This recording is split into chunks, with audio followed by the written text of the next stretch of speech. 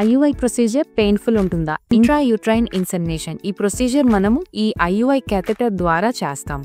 ఈ IUI క్యాథెటర్లోకి మనము male partner ఇచ్చిన సెమెన్ శాంపుల్ని ప్రాసెస్ చేసిన తర్వాత ఇందులో లోడ్ చేస్తాం. ఇలా లోడ్ చేసిన శాంపుల్ని మనం యూట్రస్లో ప్లేస్ చేయడం జరుగుతుంది.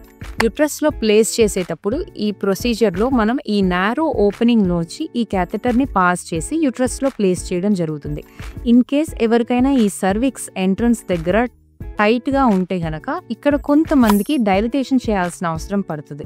ఈ డైలటేషన్ అవసరం పడ్డప్పుడు కొంతమందికి కొంచెం అన్కంఫర్టబుల్గా ఉండొచ్చు.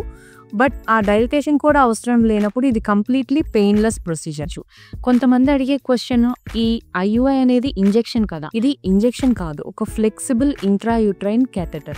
ఇందులో ఏ నీడిల్స్ ఉండవు. So IUI procedure painful procedure కాదు, 2 minutesలో అయిపోయే ఈజీ పెయిన్లెస్ ప్రొసీజర్.